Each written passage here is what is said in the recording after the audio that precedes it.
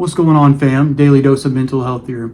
And in today's video, we will be discussing acute psychosis, depersonalization, delusions, schizophrenia, responding to internal stimuli, you name it. But we're going to take all these concepts and mental health disorders that I just told you and lump some of them into a case which I think is very applicable today, and just to see if the courts if they did it right and how the case should have actually went.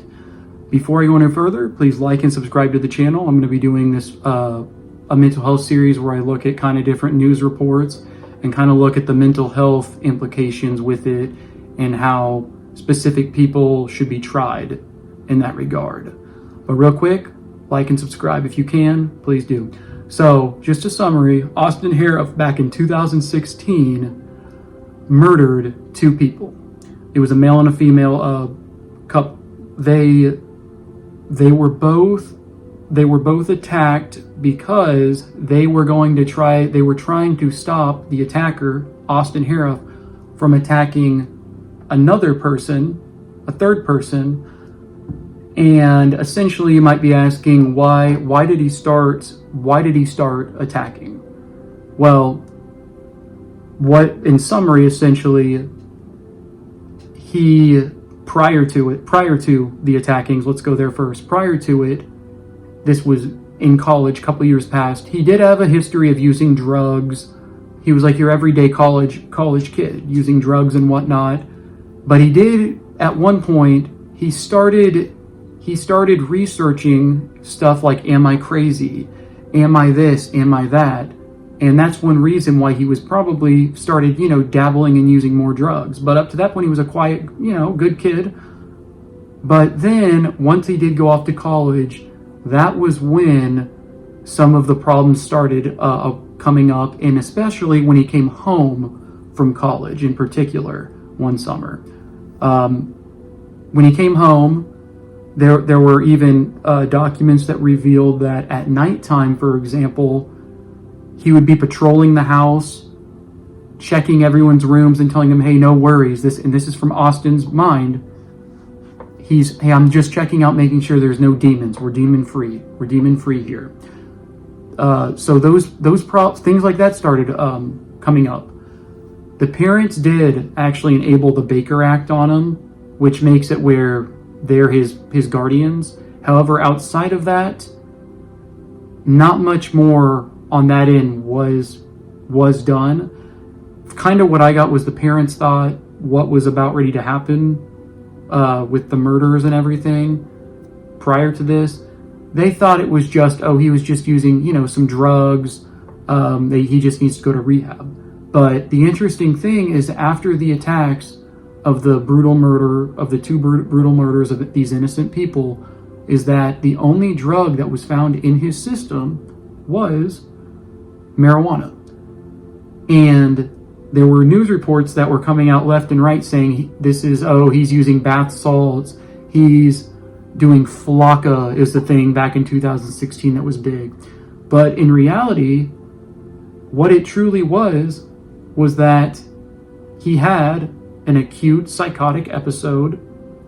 He was having delusions, and technically this would fall under a form of depersonalization as well, where you feel like you're not in your body.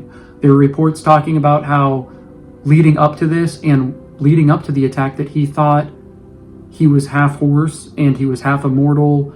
He also was saying things that he was, half an animal, half human, like things like this. And this is leading up to it. But when the murder actually happened, the day of it, he got in a fight with his parents out at dinner, or I believe his father was on a date with somebody, that his parents had been divorced. And from there, he stormed out. And keep in mind, while all this is going on as well, he's definitely seeing things. There's internal stimuli going on, responding to internal stimuli. When he's leaving, that's when all this switch from, horses, dogs, cats, to now he is seeing full-blown demons and werewolves and stuff of that nature. And that's where it all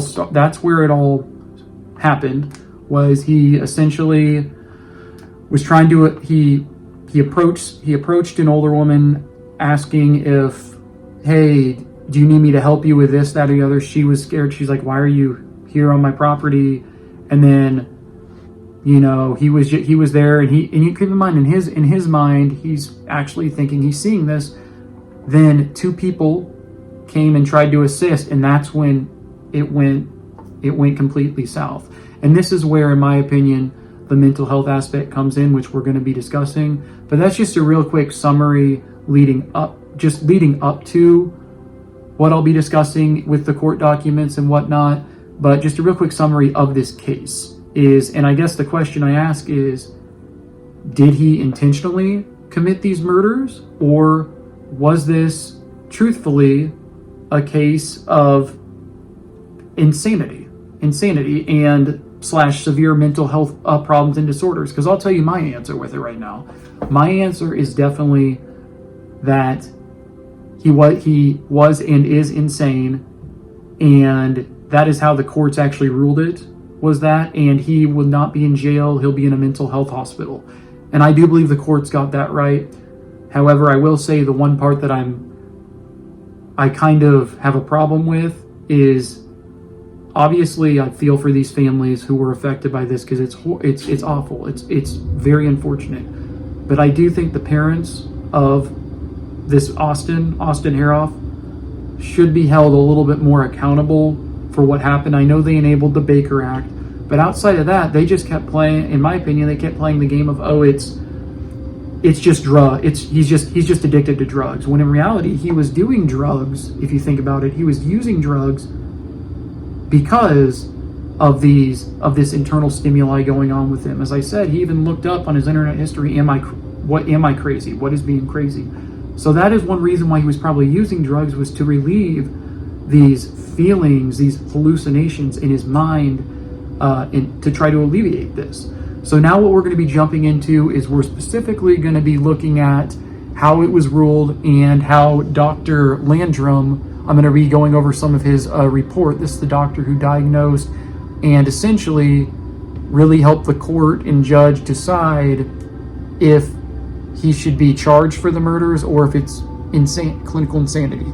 Let's jump right on into it. Also, real quick, before I go into the medical findings, I made a big error. I want to actually give how it kind of, this whole incident was instigated, because I made an error on how it started. So let me go ahead and tell you this real quick. So on the night of the killings, Austin Haroff, the killer, was having dinner at a restaurant with his father when he suddenly got up the table and left, wandering into the street and eventually walking more than 3 miles, which I talked about how he left, the restaurant, summarizing. But so follow me here. Haroff removed his clothes during this time and ended up outside Stevens and Mishkan's garage. So this is the couple that was killed, which was fashioned as a furnished outdoor hangout space. The garage door was up, and Austin entered and stabbed the couple using their own tools, as well as a pocket knife. So they were killed, and then the one who survived was a neighbor, Jeff Fisher, who his face, he was also very injured as well by the attacker. He was trying to bite pieces of his face off as well. But I just wanted to clear that up because I made an error. I was thinking of another case as well about it being an older woman who called 911 first, la-di-la-di-la. No, but I just wanted to clear that up. So walking down the road, it was a couple, the couple of people that were attacked, and then there was the third one, Jeff Fisher, who came in, who was not killed, but had severe injuries. So let's jump right on into the medical findings and the psychiatric findings right now. All right, everyone. So let's go ahead and look at the clinical findings and the psychological findings. And in particular, we're looking at it 3 days right here prior to the unfortunate event happening. So 3 days prior, it's focusing, this is completely on his mental state, as stated. So let's go ahead and jump into August 12th. And this is Austin Haroff. 3 days prior, on August 12th right here, he felt like he was Jesus at work with a force field around him to protect others. Why I say this, and this is a summary I'm giving of his documented psychological findings. And why I put this, it's because this is showing right here the paranoia that's starting to increase even further. The delusions are picking up more. Before this, he was more so, as stated when reading through the medical findings, he had some bizarre behaviors, but nothing to the point of where he thought he was quite immortal, where there were force fields around him, nothing like that. But this is the biggest key one that I put in red. So on August 14th, a day before, he believed he was half dog, half human, and feeling connected. So his dad took him to a gun show, and while he was at the gun show, his paranoia increased even more. He also started talking to a knife and started believing that he needed a knife for protection. And he started to become even more paranoid because he feels like he needs a knife to fight the evil spirits. The delusions are picking up. The delusions of grandeur are picking up.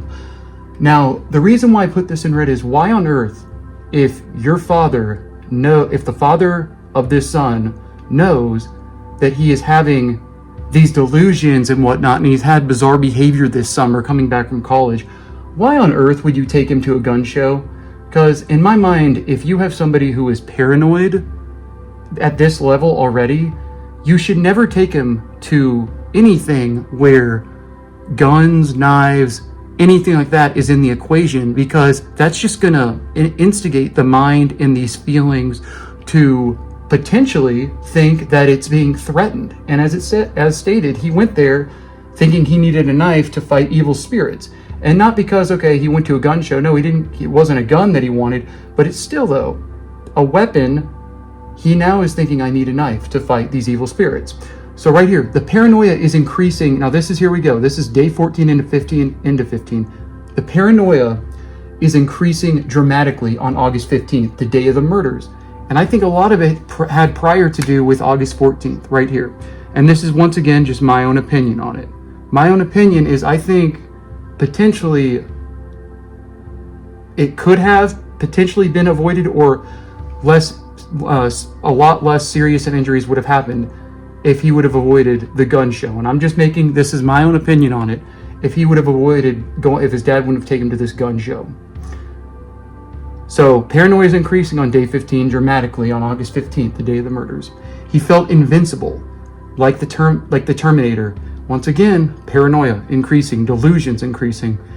He also, on the 15th, went out to dinner with his father and his girlfriend. His parents were divorced a while back. He got in a fight with his father at a restaurant.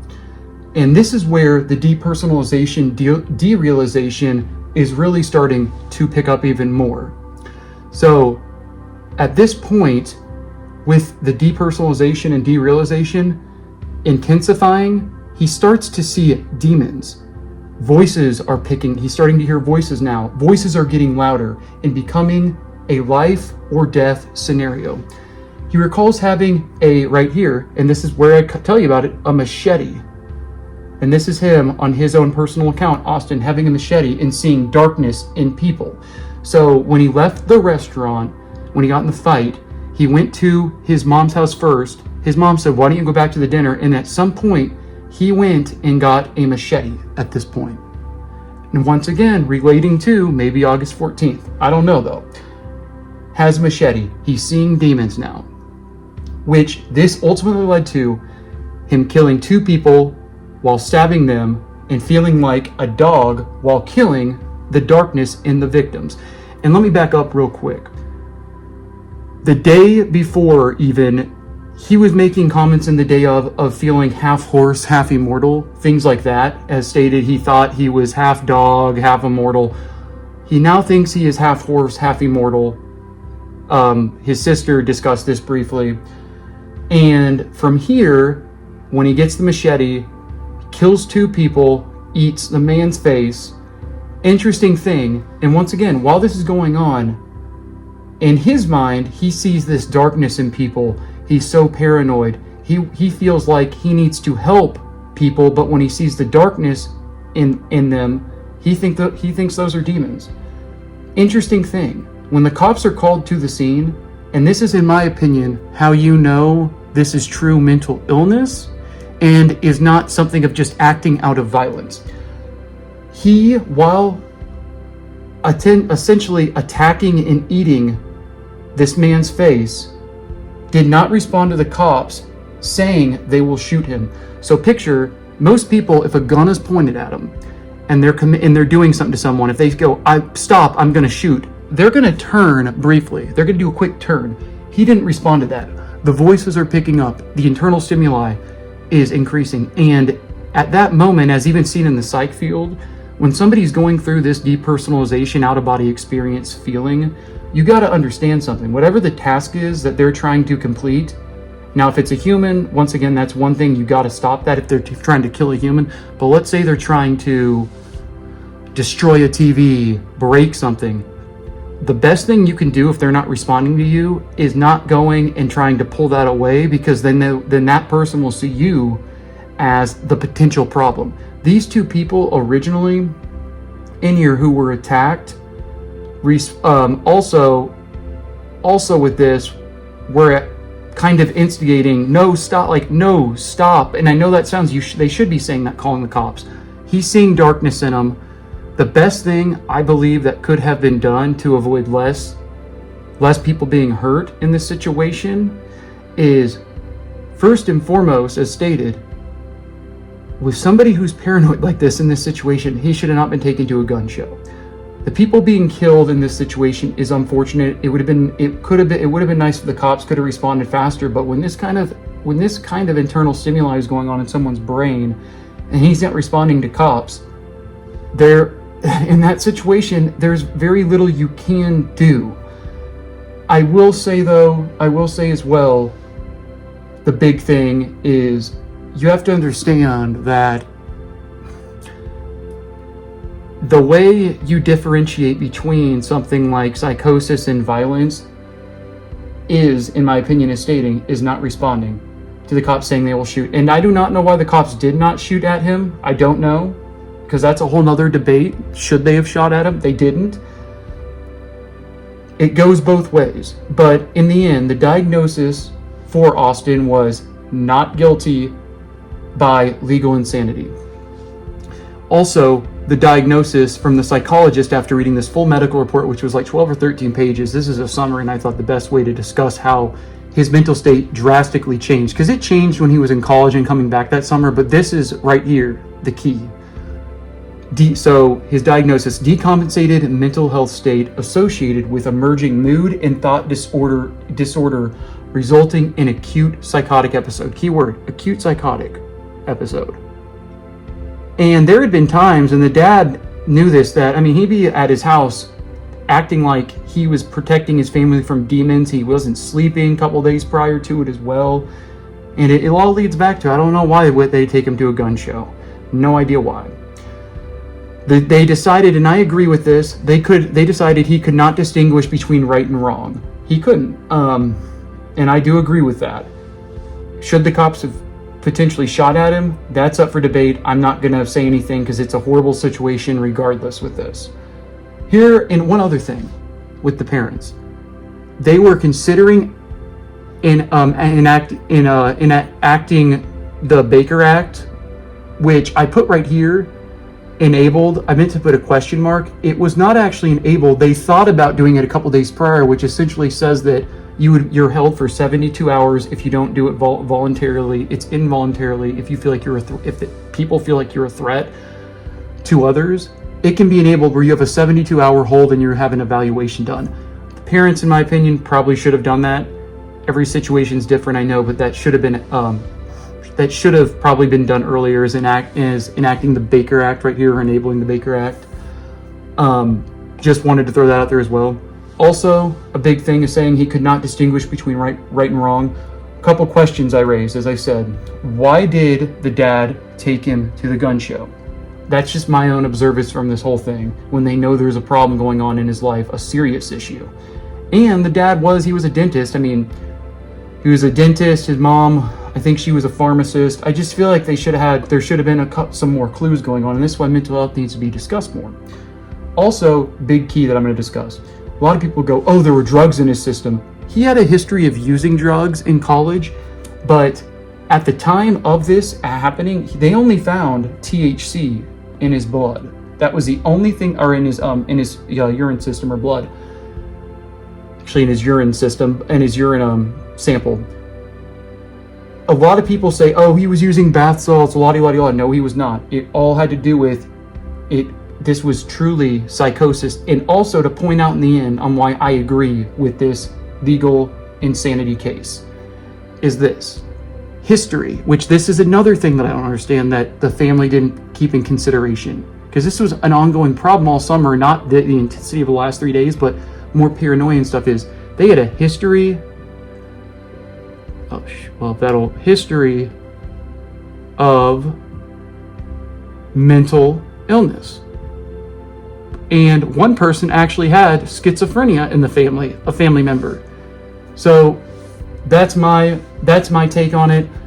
I believe, obviously, I do agree with the ruling. I know the family involved in this is horrible, but I do think there could have been more action taken in this as well. And I think this is a good reminder to anyone out there who is potentially seeing a family member or somebody they love, their mental health declining in a way of like paranoia, more bizarre thoughts and stuff, to really try to talk to them and get them in to see somebody. Because if you do not, because I mean, you could get them on medication as well, or try to, you could avoid some of these situations. And in particular, working in the psych setting, I would say this, as a psychiatric nurse, the dad should have never taken him to a gun show. I understand he might not have understood it, but you should have not done that. Thank you for watching this video. This is the medical findings and what I found interesting and kind of how I feel about it. I'm going to continue to do a series on cases and related to mental health like this. Check out my running 365 days series of shorts. I'm going to continue to put out videos. The next video I will do another news story one like this, and I will on a case that I find interesting. And I'm also going to be doing a video as well about nutrition and my body right now during this stage of running at least 3 miles every day for a year. This is your daily dose of mental health. I love every one of you out there. Thank you for subscribing. I greatly appreciate it. I love you all. I'm trying to improve my content. Peace and love to everyone out there. Love you all. Like and subscribe. Leave a comment. All y'all.